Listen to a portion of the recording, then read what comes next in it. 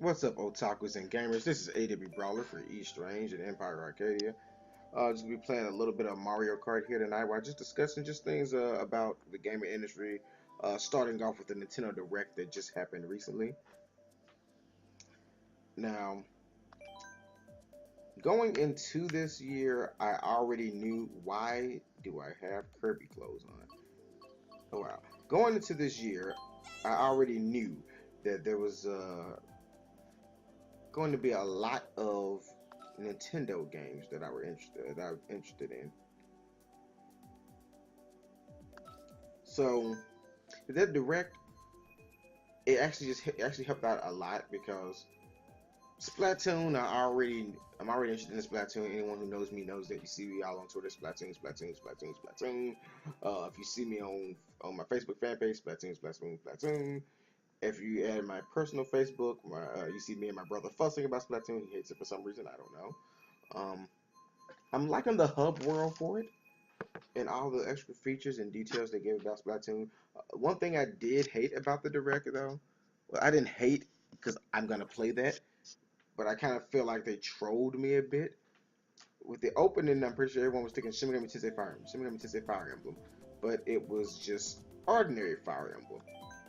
Not that there's anything wrong with that, because I like ordinary Fire Emblem too. But I'm starting to wonder if Shin Megami Tensei Cross Fire Emblem is even still coming. Nintendo says it's still in development. They say it's on its way, but I'm beginning to wonder: is the game still coming? Is it delayed? What's going on with that game? Um, Also, they haven't shown us any trailer of Star Fox yet. Like Miyamoto mentioned it and said it'll be available before the new Zelda U that they showed at the Game Awards. But if it's going to be available for Zelda U, why are we seeing footage then for Zelda U and nothing from Star Fox? Like I don't even know the art style behind it or anything. I'm hoping they go with the look from Smash Bros. If you play Smash Bros. Brawl, not Brawl, you play Smash Bros. For Wii U, you see the Lilat Wars stage, I believe it's called, and the look they have for Star Fox is simply amazing on that one.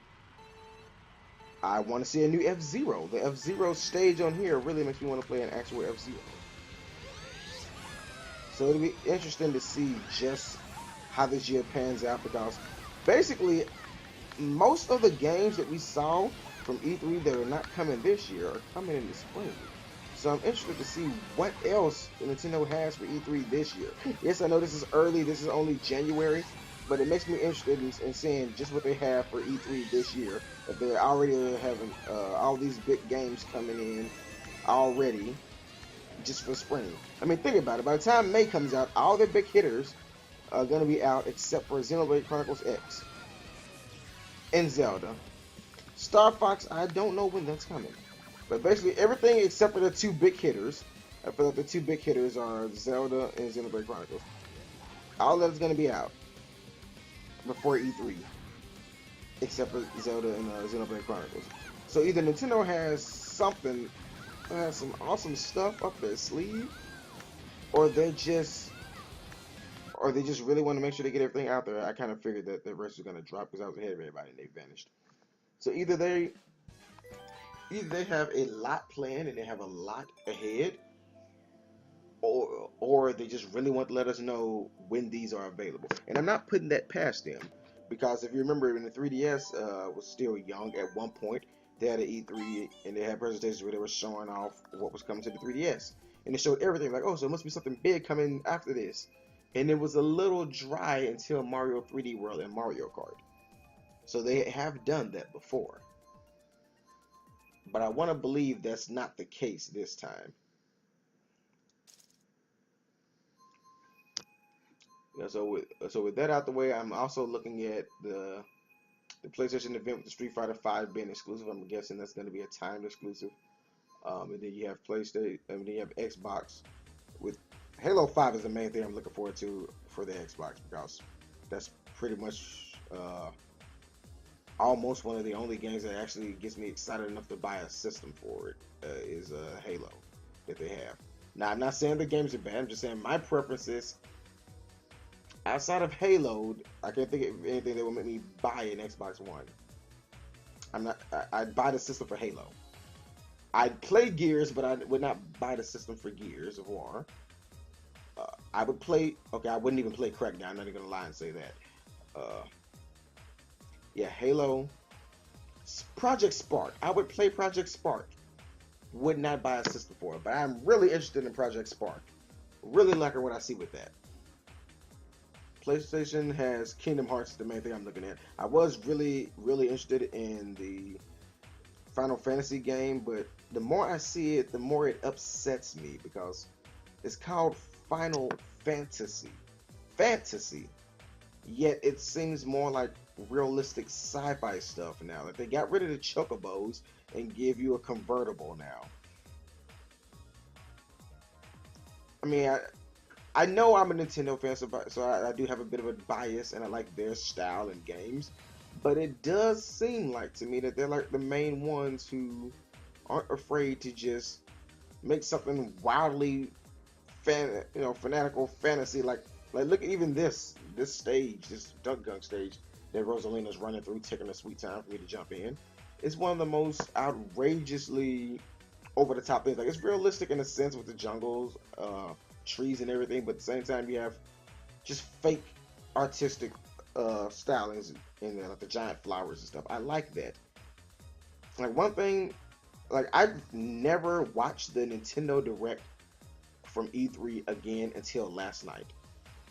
I had to watch it again last night, and after watching it, I noticed.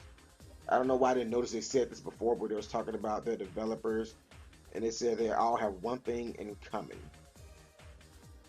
They all have one thing coming.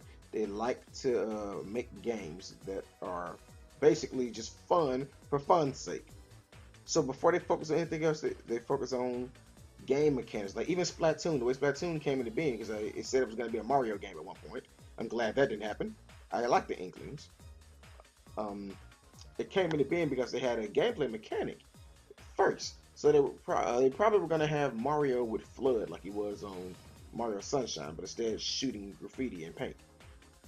But when they started discussing being able to traverse the maps in a quicker, faster way, that's when they started turning into squids and everything, and they were like, it wouldn't make sense for that to be Mario, so let's create a new character, and that's how the Inklings came about.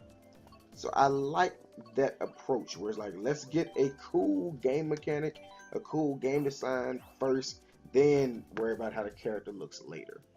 Because they like, you can tell, like I'm not knocking any other developer, because again, you have people like Platinum who seem to do this as well. You have like Platinum Games, Bandai Namco, Tecmo Koei. There's a lot of companies, but Nintendo more than any other ones seems like they really focus on the fun aspect before anything else.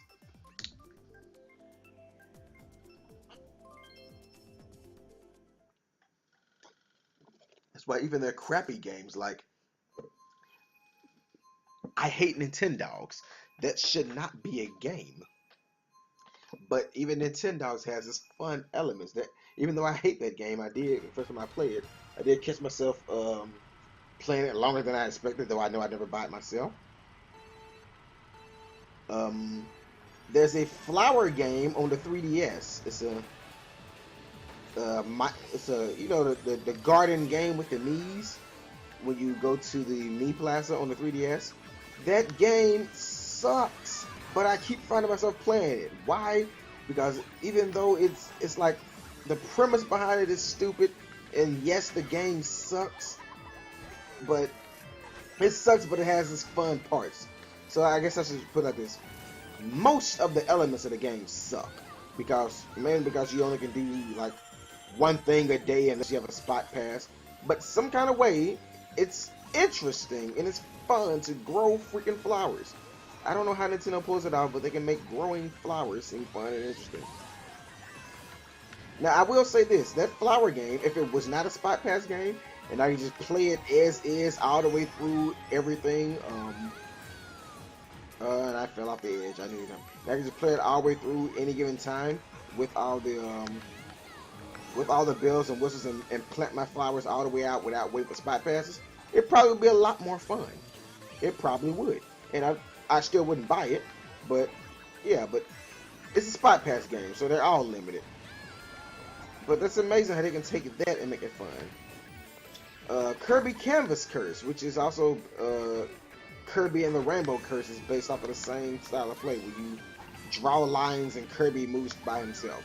I'm not a big fan of that gameplay design, but I did play the one on the DS, and I'm not gonna lie, when I first saw that, I'm like, this is ridiculous. I did not like it. It didn't seem like it would be fun, but I played the one on the DS, Kirby Canvas Curse, and I did enjoy it. I'm not gonna lie and say I didn't. I even had a couple of friends and one of my brothers looked at me like, are you really playing a game where Kirby's just a ball and you just draw stuff for him to float on? Like, when you look at Kirby and the Rainbow Curse with the claymation and everything, it looks like it's not, if you just it's one of those games just looking at you like, this does not look fun at all. But you get in and you play it and you're like, wow, this is fun. Somehow drawing platforms for Kirby and guiding him is actually fun. I don't know how they do that. They can take the weirdest of things. That's why at E3 with Project Giant Robot, which look like hot garbage to me right now, but it is in a beta form. So I tell people, take everything they saw with that with a grain of salt. It's not anywhere near completion. I want to believe that Project Giant Robot, when it's complete, will not be what they showed at E3, because I see potential in that game, at least for how that could be fun if done correctly. The project, what was that one? Project Guard with the security cameras shooting lasers and stuff. I see potential for that one to be pretty fun. In fact, I see potential for Project Guard to be more fun than Project Giant Robot, actually. Well, no, it's the other way around. It's Project Giant Robot with all the customization, but the fights seem very slow at E3. So if they just speed those fights up, make it more dynamic, make it exciting. Like, you can tell it's a beta form because it's missing that Nintendo flair. Like, you see the content. The content is there, but the Nintendo game development, the Nintendo style of execution of their games are usually a lot more polished. The way the robots were just falling over and leaning over the buildings and knocking stuff, it just, you can tell it's an early form and it's not polished yet. So I want to see Project Giant Robot again when it's closer to being complete. Side backstage, one of my faves. I want to see that when it's closer to being complete. But again, Project Giant Robot, there's also a rumor that that's supposed to be a part of Star Fox. So it's like one stage you do the giant robots on a part of Star Fox. But I think that rumor is just that, a rumor, because why let you customize and add all the extra stuff if it's just one thing? Maybe it started off as part of Star Fox and then made it into his own game. Like, I'm interested in seeing how that pans out. I mean, basically, I'm interested in seeing just how everything they have pans out, because this industry is going a route that I don't like too much, quite frankly.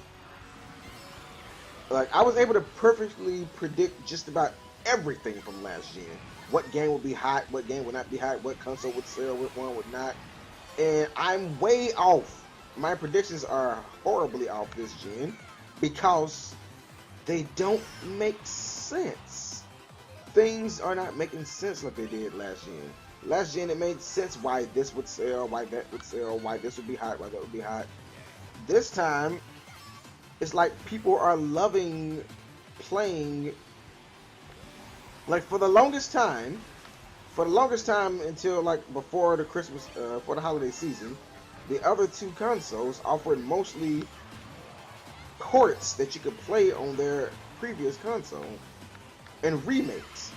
And so I found myself asking, why are people excited to replay Grand Theft Auto again? Didn't we do this like last year?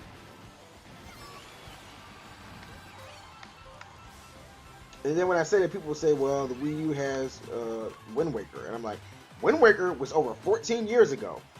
14 years. That was not last year, which means in 14 years' time, someone else could have been born, grew to be 14, and never once played Wind Waker. But even so, there was not one that were hyping. You know what? You know what's hyping? They were hyping Mario Kart. This right here, a brand new installation in the Mario Kart franchise. They were not hyping, hey, play this remake. They were hyping Smash Bros. They were even hyping Bayonetta to a certain degree. That's why I can't predict this, Jinx. I'm like,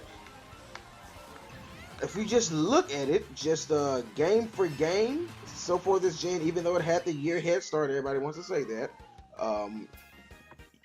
Game for game, the Wii U has the best library this gen, and those are not the wheels that I was using.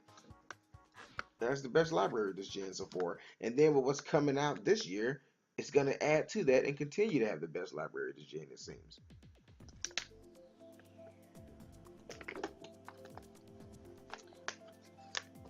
And I see, I'm seeing the other two are mostly, not completely, but mostly repeating the same thing that happened last gen, which is very, very shooter heavy, or else a cinematic experience. Instead of games, they're giving us cinematic experiences now, where it's like, you play a game, it's a whole lot of cutscene. It's like, it'd be great as a movie, but not so good as a game. Like, I don't want to call any names, but like Heavy Rain. I'd probably love that as a movie, but as a game, I couldn't get behind Heavy Rain. People knock Mario for not having stories in Mario 3D World. Guess what? It doesn't need a story. I got Mario, I got Toad, I got Peach, I got Luigi, I got Rosalina, and I got all kind of new power-ups. Just start the game and let me go. I don't need cutscenes on the Mario.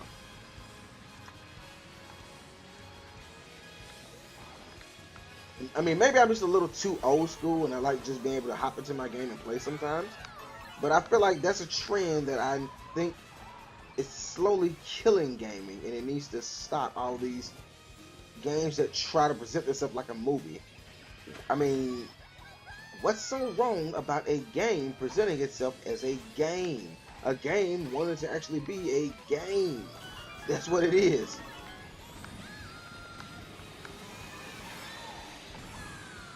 I mean, it's ridiculous. Why wouldn't... I mean, it's like you wouldn't want a cartoon to present itself as a serious documentary, because you know that's not the case. You would not want a novel that's like a clear fiction story to try to present itself as some type of historical, accurate, fact-based book, and you know for a fact that's not the case. You wouldn't want that. You'd be like, this is, you know, you'd be like, man, I just want an awesome adventure. You know, I got fiction novel, I want to go on an awesome adventure. I don't want you to try to educate me with sciencey stuff. Just give me an awesome adventure and go.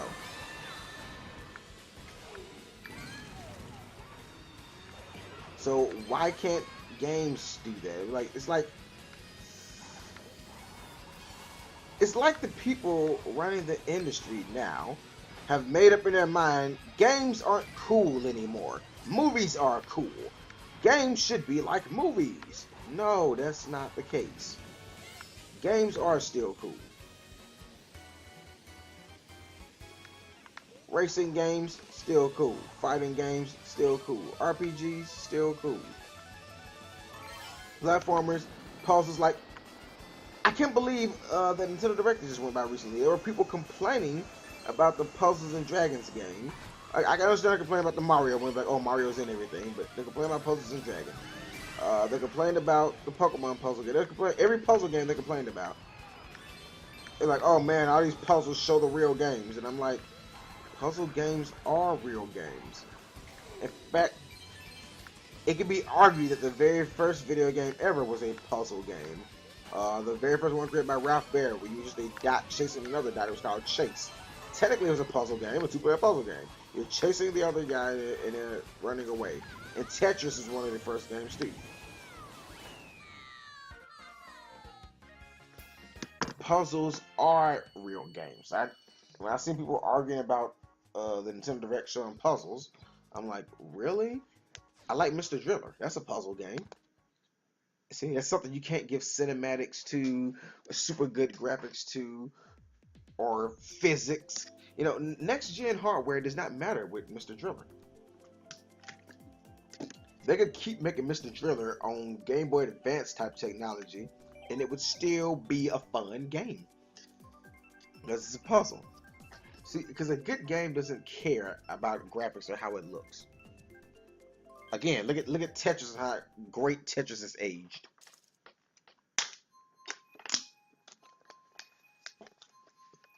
Look at Pac-Man and how great Pac-Man has aged. A good game does not care about things like graphics, physics, cutscenes, and whatnot. Now, I'm not saying don't have that, because I know Xenoblade has a lot of that. I'm not saying I hate that. Like, again, I do like that in small doses, but I don't want every game to try to be a movie, because I'm sorry, it just really comes off as game developers think games aren't cool anymore, but movies are. So let's make games into movies. That's really what it comes. It's like you're afraid and you don't trust your own product anymore. It's like okay, we don't trust the sell on our own, so we're gonna make it into a movie.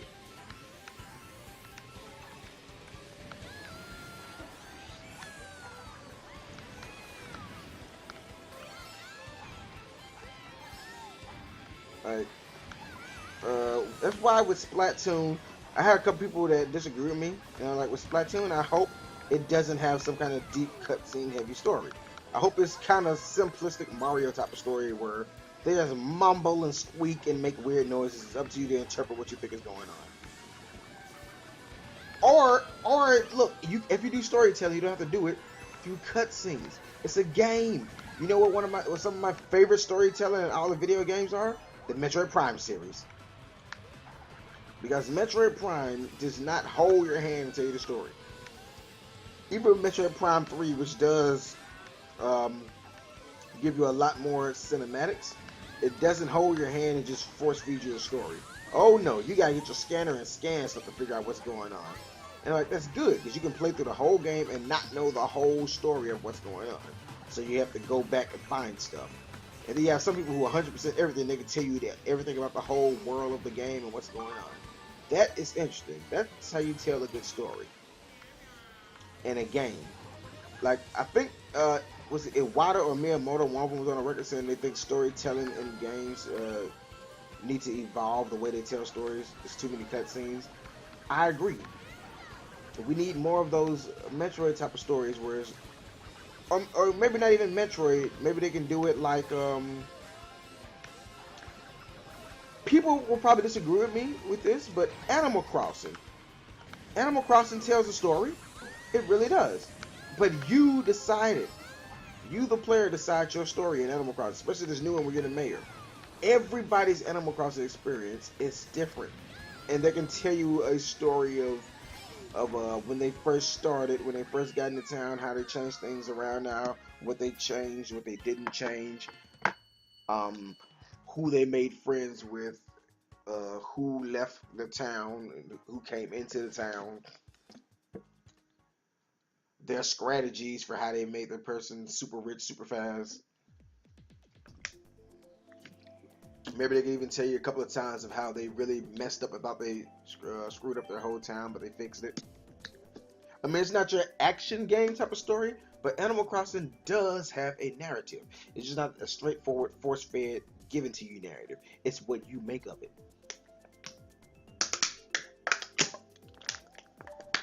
And it's very subtle storytelling, but that's storytelling. I think we need more of that in gaming, like Animal Crossing, like Metroid. Let me see what else I have over here. Monster Hunter. Monster Hunter story is always very basic, simplistic, but I love Monster Hunter's story because minus just the campaign story, the stories that you yourself will tell with Monster Hunter if you played it, where you talk to other friends who played it, you tell stories of like, I know I'm oftentimes telling a story of how I spent a whole summer fighting the Legiacris when I was in my college days. I blew an entire summer fighting the Legiacris just trying to beat him so I can get his horns and make an armor. Yes, that's story.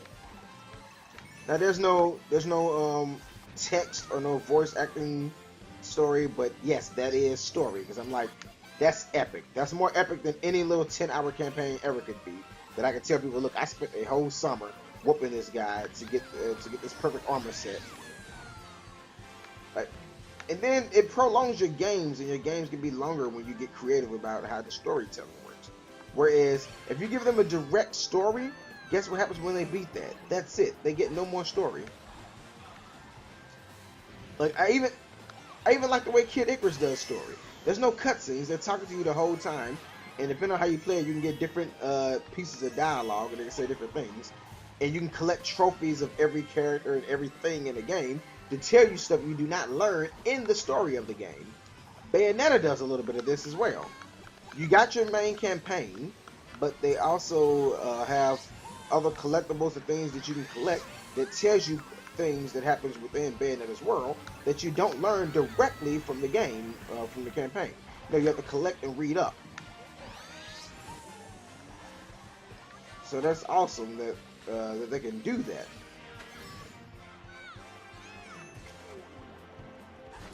So let's see. Star Fox did a good job of that back in the days. There was no cutscenes in Star Fox really, because I mean, if they want to make it seem like a movie, do like Star Fox. It seemed like a movie, especially with the Independence Day knockoff stage where Bill the dog joins up with you. But they talk to you the whole time during it instead of cutscenes. Like, I like games that do that while you're actually doing something that matters, something that happens in real time, something else can be happening while you're doing that, and the story can change according to how you mess up or change according to how you don't mess up. Like, there are so many alternate routes on Star Fox according to if you do this right, if you do this wrong, if you do this right, if you do this wrong. That was just very interesting about Star Fox. Because I think gaming as a whole should take cues from games like Star Fox, Kid Icarus, Metroid when it comes to storytelling. Even games like let's see what I have here. Even games like Scribblenauts.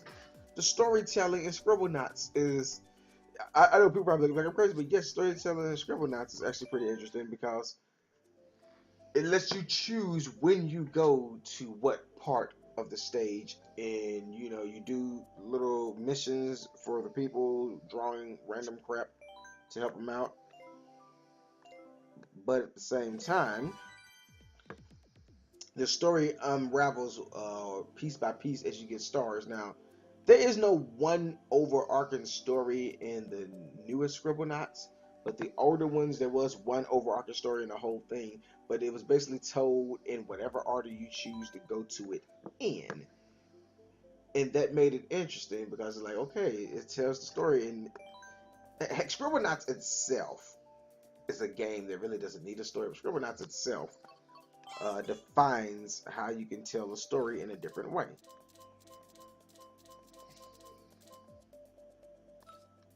Because Scribblenauts, the way it's set up, everyone's gonna have a different story anyway. Because unless they just try to do the easy route, like I said, something like feed the person and they just make a burger, kill the villain and they make a gun. No, but most people who are just overly creative, you're gonna have a different story with Scribblenauts anyway. I got my right tires now.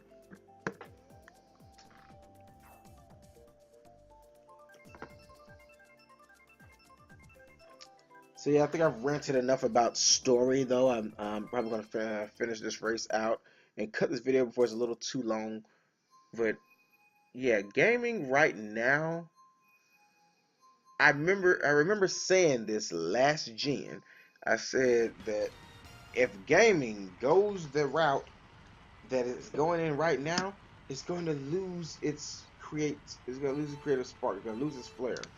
Funny I say spark because one of the games that is still good is Project Spark. Uh, but I just I want to play more than just creative games from Nintendo.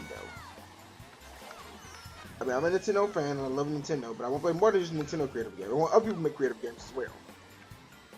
Because Nintendo has a certain type of game they make. I'm not gonna say it's kiddie, not gonna say it's childish, like some people say, but Nintendo likes to make a family-oriented type of game for the most part. I wouldn't mind seeing a couple of mature games that are, M-rated games that are very creative in the way that they design them, and the way that, the gameplay, the story, just the whole way it's designed. I wouldn't mind seeing a couple of mature games that have really creative designs. That would be great. I want that.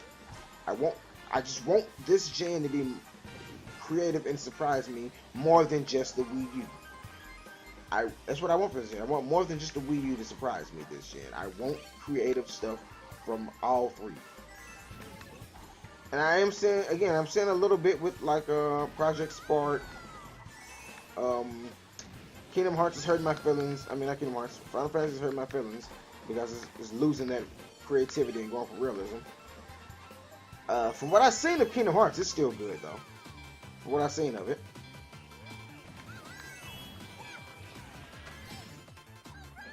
And then, it seems a little lopsided to compare because I look at it as far as creativity go.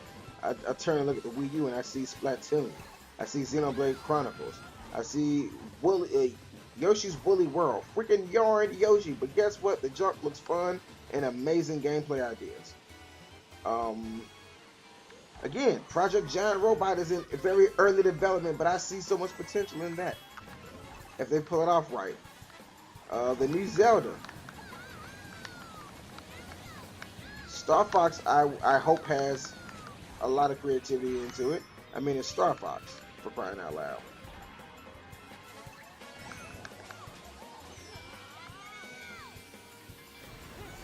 And I'm just hoping that this gen does not end with me saying, man, the only people who did something that amazed me creativity-wise was Nintendo. I don't want that. Again, even though I am a fan and Nintendo is like my main console, I don't want just them to be creative. I want everybody to be, so I can justify owning all three consoles without just saying, well, I want to play these games that are also available on the last gen, but with better resolution and graphics. That's not enough for me. That doesn't do it for me anymore. You got to give me more than just resolution and graphics. I feel like we're hitting a graphical wall right now. There's only so much we can do.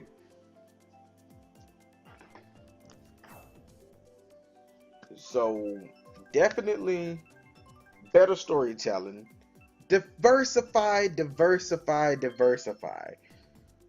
Stop having everything a shooter. People like to joke and say that Nintendo fans say that because everything's a platformer with Nintendo. Splatoon is not a platformer. Xenoblade is not a platformer. Last Story is not a platformer. Hyrule Warriors definitely was not a platformer. Heck, even the new Kirby isn't a platformer. Animal Crossing dang sure isn't a platformer. Professor Layton's not a platformer. The Scribble Knot Games is not a platformer. I can go on forever about what's not a platformer, but that's like one of the most crazy things. I'm like, okay, everything is not a platformer. Are the most famous ones platformers? Yeah, because it's Mario. You can't argue with that. But diversify. That is the thing that I want from this gen. I'm not making any more predictions this gen until I can figure out a pattern, because I've been dead wrong on predicting what's going to be hot and what's not. Like, you cannot tell me that well, I have been right about two of my predictions though.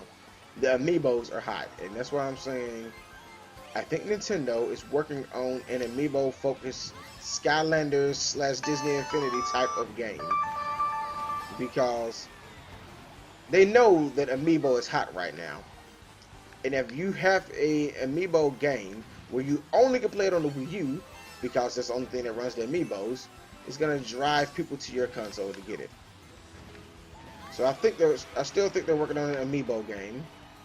I thought they were gonna show that at the last Direct too, because they said in an Amiibo game it was blurred out, only for them to turn around and say Mario Party 10. And I'm like, I still need more details on that because I don't know what the heck that all that does, but it's funny that they talk about Mario Party 10 when they said an Amiibo, a new Amiibo game. And they blurred it at first. I'm like, we saw this at E3, Nintendo. Come on. Why'd you troll us like this?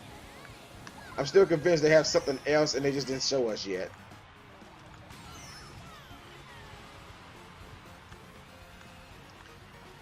So yeah, I'm going to cut this video after this race, which I am getting trolled out of being in my position.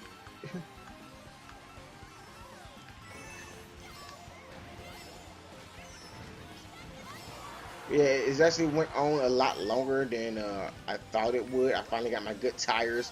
So you see me lose all the time, and I got my good tires now. I mean, the competition is fierce on Mario Kart to begin with, so anyone who plays it online knows that I'm probably doing a heck of a lot better than they would.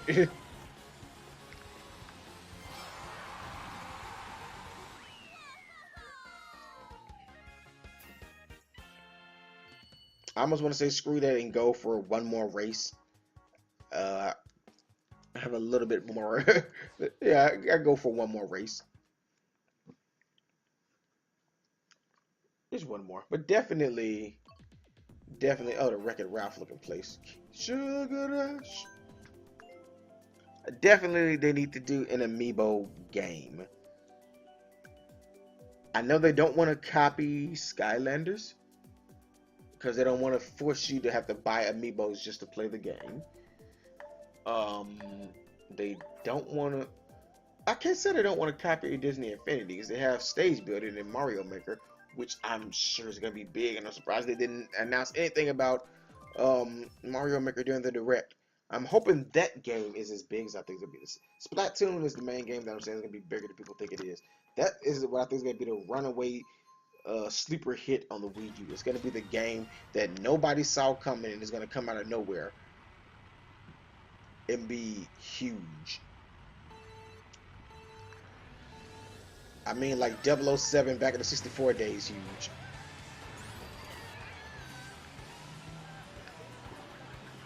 But I would say I want them to make an Amiibo game, and I would like them to make more Amiibo characters. Like, I want to see... First of all, they got one more time to do some Mario Amiibos or anything Mario related and not show Daisy, and I'm going to snap. You see who I'm playing with. You see my character. I like Daisy. I'm a Daisy fan. I didn't want Rosalina. I wanted Daisy in Smash Bros. So dang it, there better be a Daisy Amiibo being made. If I see a Rosalina Amiibo, not counting Smash Bros.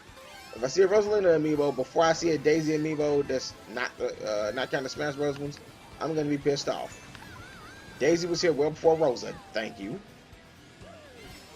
But yeah, I'd like to see some Inkling Amiibos. I would love to see all kind of Pokemon Amiibos. It's Amiibo cards, which are cheap. They're gonna be cheap, so I just like to see what all they do with this Amiibo thing. Amiibo could really be something big and change like a lot of things for gaming, at least on Nintendo's front, because it's built into every system. So you don't have to buy any extra peripheral. So even if you don't want to use Amiibo, guess what? Don't use that. But if you want to use it, you can. It's readily available. It's right there. And it's no extra fee. You're not paying any extra amount for having that technology and not using it. No. We use the same price whether you use Amiibos or not. Whether you use the NFC or not. In fact, a lot of people forgot that it was there at one point. I still want to see these dual gamepad games that Reggie was talking about. Games that we start using 2 gamepads at once. I mean, it's going into the 3rd year. We're probably going to see that at this E3.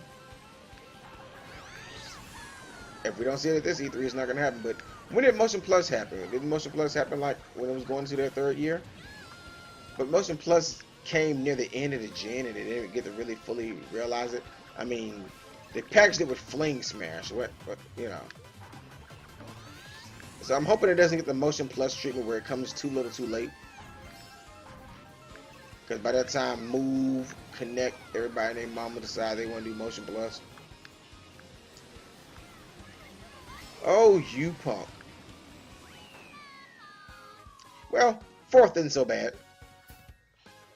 But yeah, that's all I have for this video, and I'm just really hoping, dang near praying over here, that they give me some form of a Daisy amiibo. I would love if they just made a Daisy amiibo and they put in amiibo support for Mario 3D World, and I could finally freaking play as Daisy in Mario 3D World. So yeah, until next time, this is AWBrawler saying, be you, be true, be human. I hope you enjoyed this rant slash discussion about the game industry. Leave any comments you have down in the comment section of this video. If there's anything in particular about the game industry that you'd like to discuss, you can leave a link and maybe I can discuss that next time, because I'll be doing a lot of these videos. Sometimes I'll be playing Mario Kart. Sometimes I will be playing Monster Hunter with the mic muted so I don't annoy everybody. And sometimes I'm going to be playing even Hyrule Warriors or Smash Bros. So